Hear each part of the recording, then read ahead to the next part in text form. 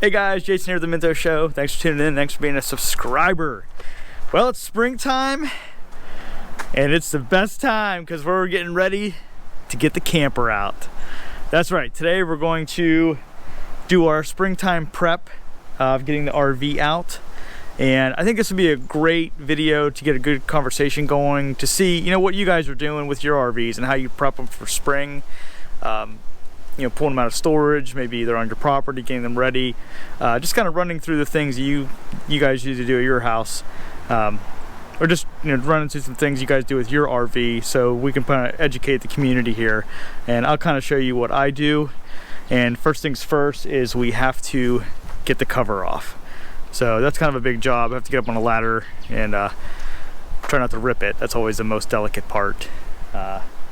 And then we're gonna pull it forward, because where I have it stored near the back of my building, it's kind of like the wintertime storage. It's a little uneven, so I want to at least pull it up here to the front of the building where it's level. And right now I just have it hooked up to 110, just keep the battery charged. But once I pull it up, we'll put a full 30 amp on it. So let's go.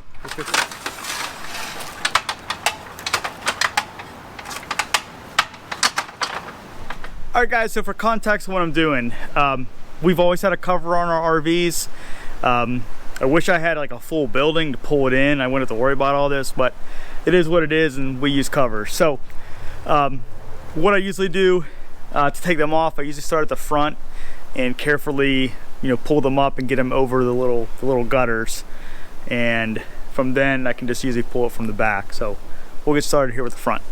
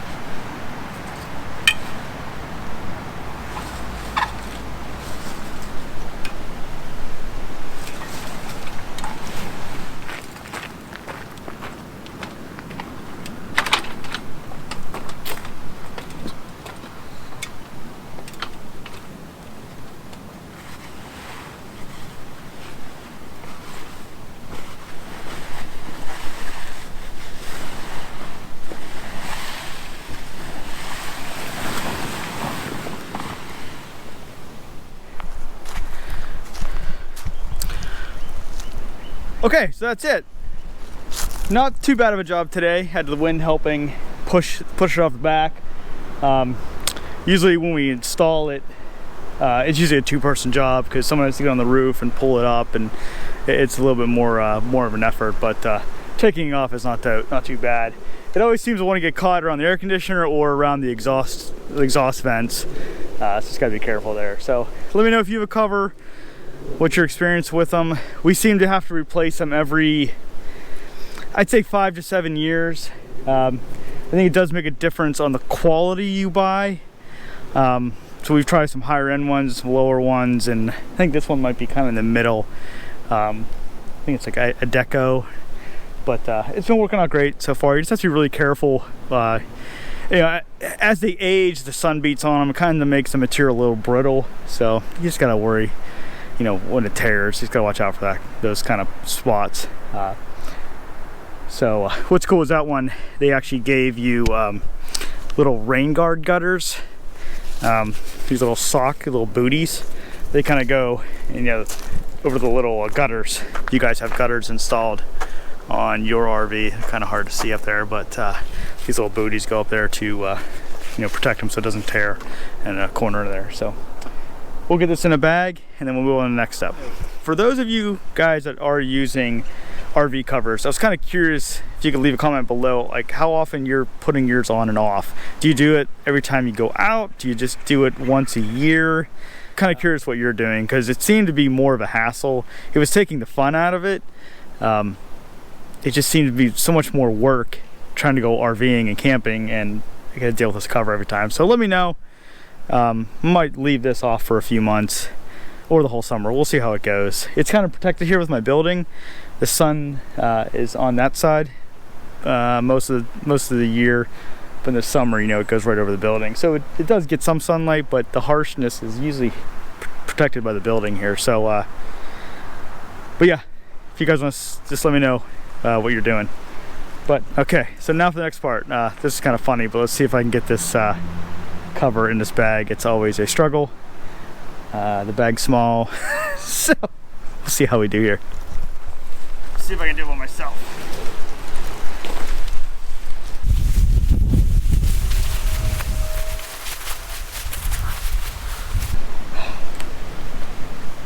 Alright, let's take this jacket off.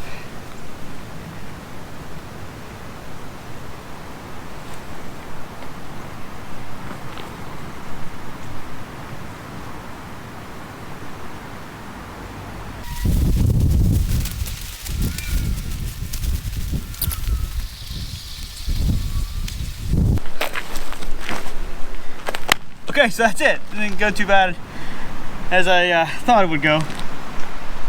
But yeah, I think the best way to do it is to kind of turn the bag as you go and keep shoving around in a circle motion. So, okay, there we go.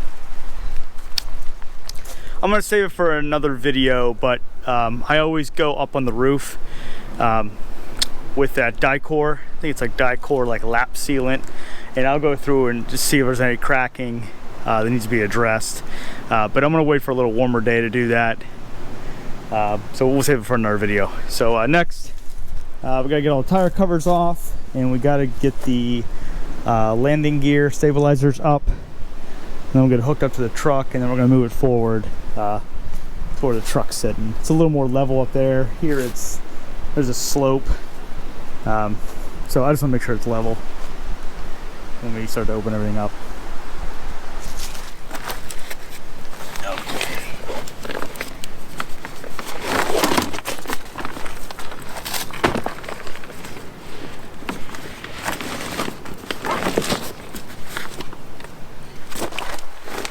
So I guess it's been about a year that we installed the Goodyear Endurance tires. We'll double check the air pressure today too, but they've been great. They've been a phenomenal tire. One place I really noticed a difference is when you're in the RV and you don't have your stabilizers down, like it would rock a lot. You could feel it. I think just because the old tires had weak sidewalls, but the Goodyears have really nice sturdy sidewalls, and you don't get that swaying even when you're pulling it. Sometimes you go to railroad crossings and stuff, and you feel that RV going side to side, but these Goodyears pretty incredible. So I'm very, very happy with those. So just wanted to give you guys an update on that one.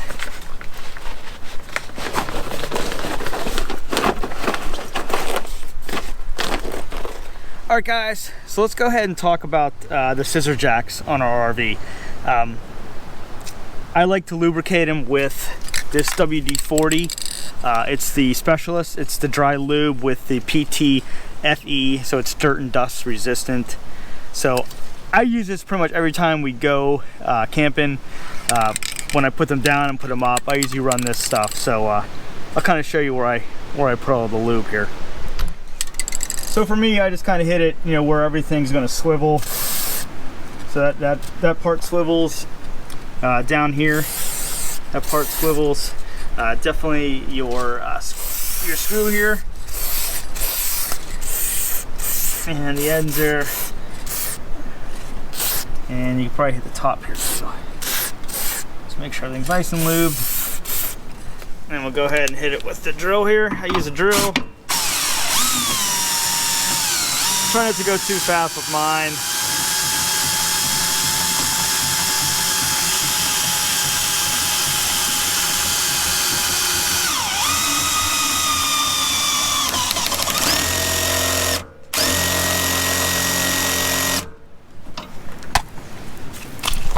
And that's it. So I'll just do those for all 4. All right, guys, so the next step I'm gonna do, we just got the scissor jacks done, got the tires uncovered, got the RV uncovered. So the next thing I'm gonna do, this may not apply to you guys, I'm just gonna move mine up where it's level, because it's kind of like in our winter stored area, so we can create more parking here over to the front. So I'm gonna grab the hitch and we'll just pull it up.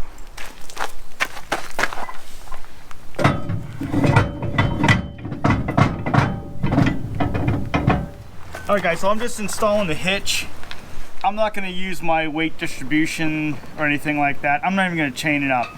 I'm just, it's probably not the most wisest thing, but I'm only moving it seriously probably 20 feet. So I'm just gonna back up, put it on the hitch, lock it in place, and just pull it forward. So.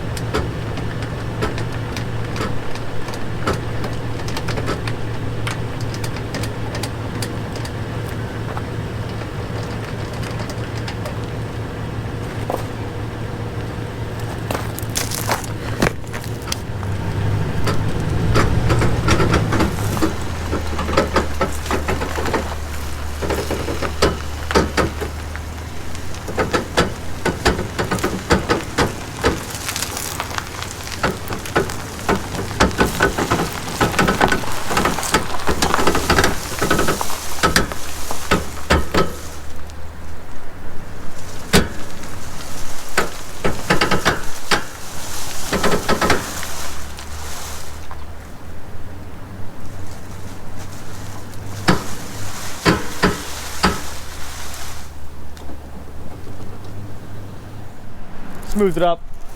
That way it's nice and level. You know, side to side, and then I'll just, you know, level it front to back. But that's it. But what's funny is, like, over the winter, it's amazing all the stuff that accumulates. That's a lot of leaves. Even though I clean up my leaves, they always seem to accumulate right underneath the RV. So we'll have to clean that up.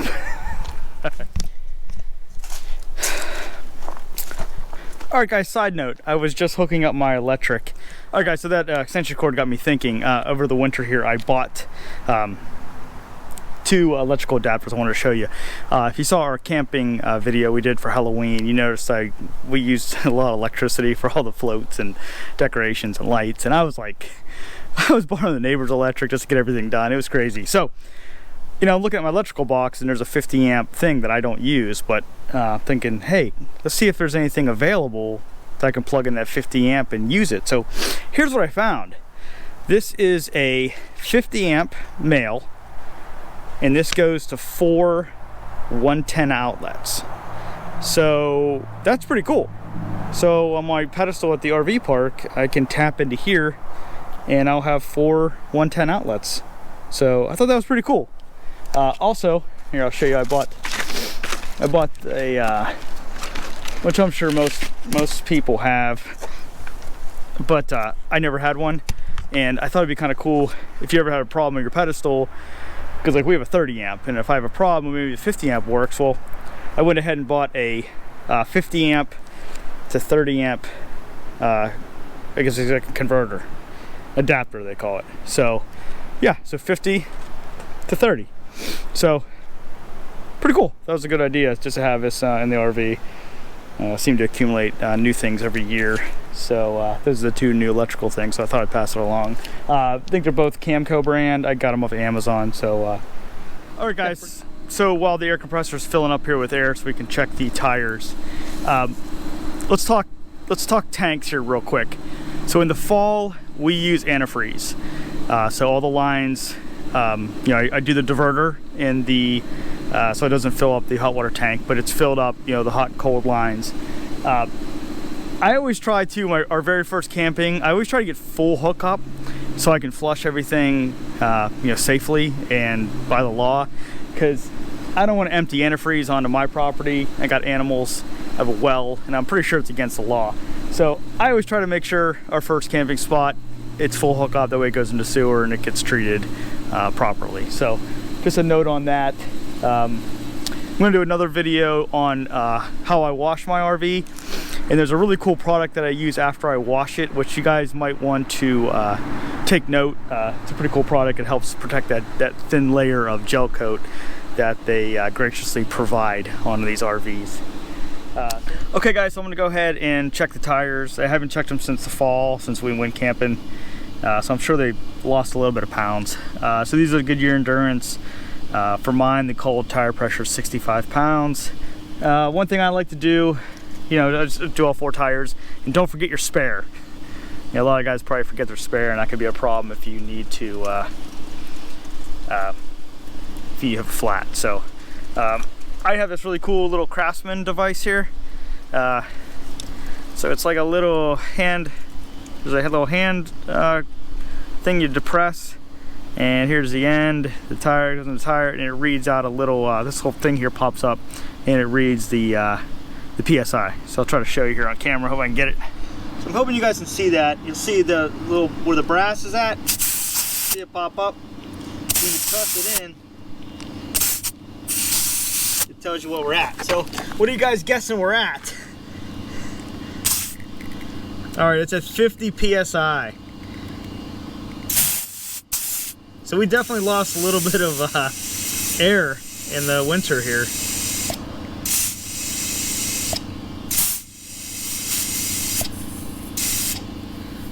Yeah, so if I can remember, I'm pretty sure this is by Craftsman. I love it because you don't have to keep taking your air thing off and using a different device and checking your temp, you know, your pressure, how much, you know, pounds you got in there. So this little device works great. So let's check this other one here.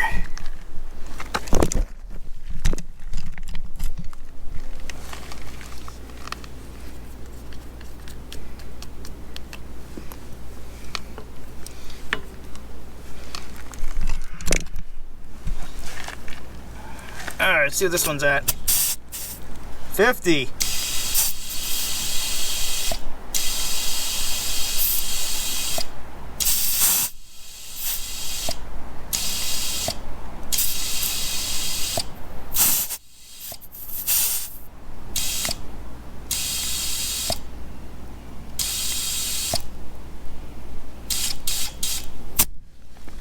So that's pretty crazy. I lost 15 pounds of air so far per tire, and that was since October. It's March, so yeah, lost a little bit of air there, but ain't no problem, we'll get it filled. This one said 52. Last one.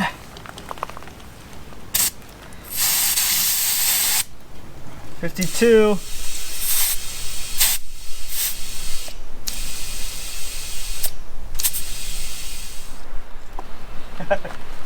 Oh, you guys aren't gonna believe this.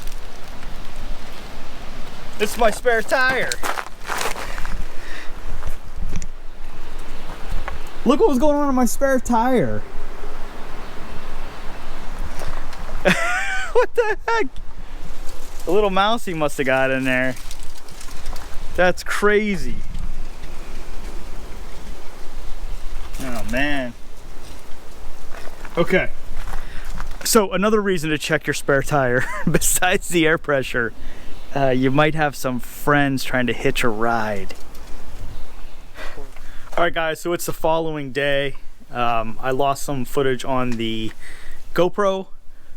yeah, it just never fails with the GoPro. Either sometimes the card gets corrupted. This time the audio just completely was not even there. So sorry about that. So the last two things I just wanted to show you guys that I do. One is the greasing of your wheel bearings. In the middle here, there's a cap, a rubber cap. You want to make sure you take that off, and there's a grease fitting in there, and you just want to make sure those the bearings in there are nice and you got a lot of grease in there. As for grease, I use whatever's in my grease gun. It's usually a Kubota. That's funny. Kubota. It's a Kubota grease that I use for my tractor, so it's a universal, high temperature grease. So, and then the final thing after that is your propane. Kind of show you what I have in here. I already took one tank out yesterday when I filmed, but here's my one. One tank was completely empty. But I did want to show you guys what I use on top of here. So I have a gauge here that shows me where the fuel level is for the propane. So yeah, that's a nice little addition. Just gives you a nice visual so you can see where we're at. So that's it, guys. Thanks for tuning in. Thanks for being a subscriber. And please, leave me your comments below, and we can get a nice conversation started here about what you do with your RV in the springtime and how you prepare it. So thanks, guys. We'll see you on the next one. Take care.